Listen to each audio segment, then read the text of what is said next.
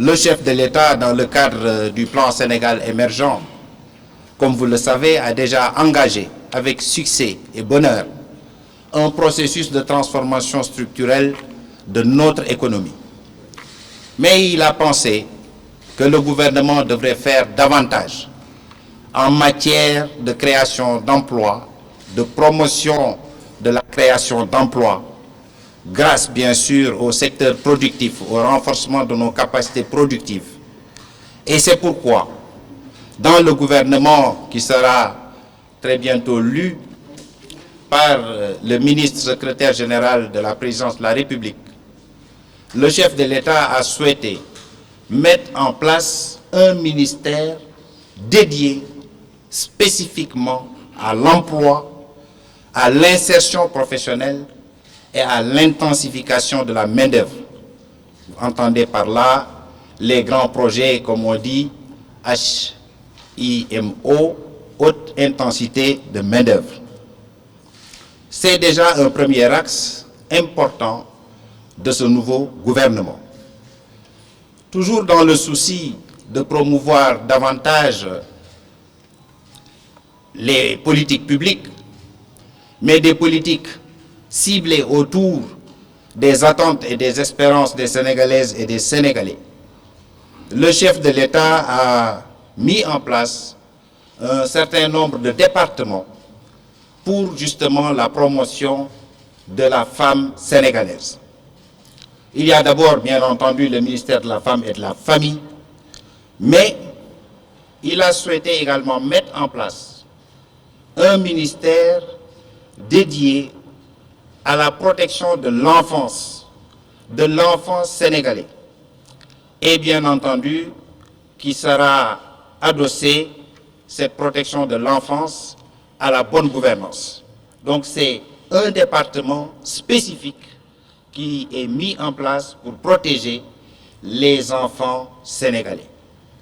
Et enfin, toujours dans le secteur de la promotion des Sénégalaises, nos sœurs, le chef de l'État a mis en place un ministère spécifique dédié à la microfinance et à l'économie solidaire, qui va cibler principalement les femmes et bien entendu le segment jeune également des Sénégalaises, nos compatriotes.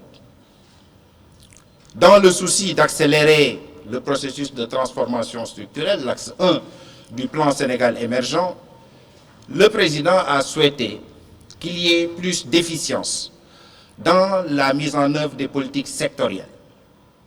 Vous le savez, il existe le président, sur son initiative, le Parlement a adopté un nouveau code minier qui ouvre des boulevards, j'allais dire, de création de valeur ajoutée et de richesse à notre pays dans un contexte de transparence de l'ITE, de transparence des industries extractives. C'est pourquoi le président de la République a dédié au secteur minier un ministère spécifique, mines et géologie.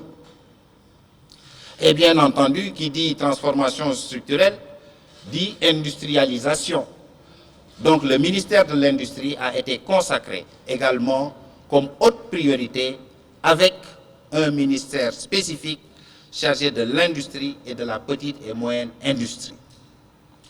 Il en est de même dans toujours ce souci d'accélérer les capacités productives du pays.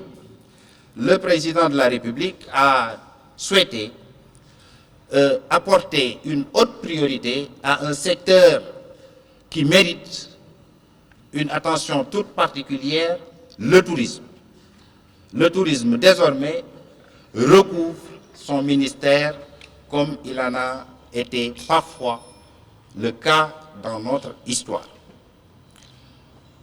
Il a déjà mis en place pour la Casamance un dispositif spécifique à travers la zone économique d'intérêt national. C'est tout un besoin de modernisation et de mise à niveau qui a été exprimé par le secteur privé, et c'est pour répondre à ces attentes du secteur touristique, le secteur privé national, que le chef de l'État a souhaité consacrer à ce secteur phare un ministère spécifique. Ce qui veut dire que désormais, les transports aériens et le développement des infrastructures aéroportuaires, avec Air Sénégal qui arrive, avec l'aéroport international Blaise Diagne qu'il faut terminer et mettre en service avant la fin de l'année, avec la construction des aéroports secondaires, 4 sont actuellement à l'étude et des études avancées dans le cadre du désenclavement et de l'aménagement du territoire à l'intérieur du pays. C'est autant donc de travail qui va être assigné au ministre chargé des transports aériens et du développement des infrastructures aéroportuaires.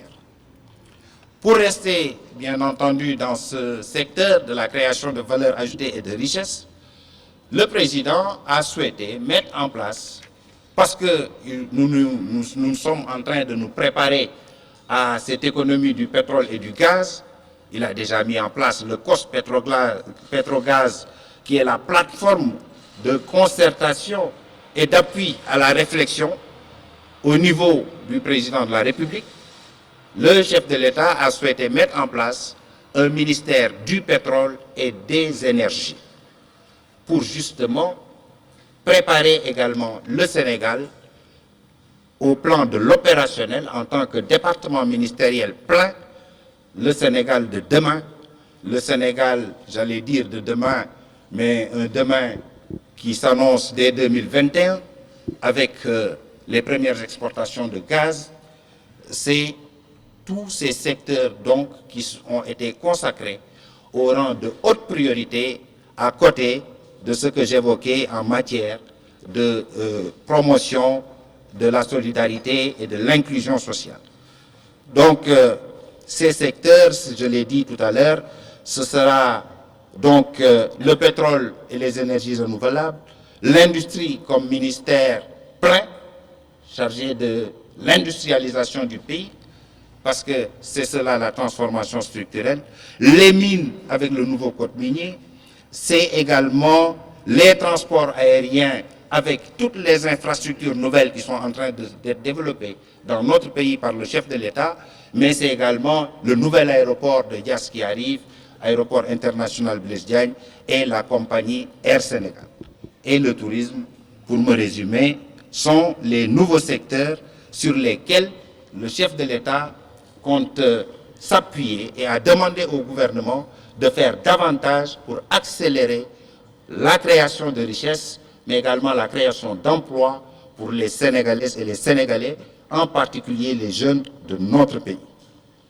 Enfin, le chef de l'État a souhaité, parce que l'homme est au début et à la fin du développement, comme aimait à le rappeler un de ses prédécesseurs, le chef de l'État a pensé que le secteur de la culture méritait d'être érigé en un département et qu'on retrouve enfin dans notre pays un grand ministère de la culture.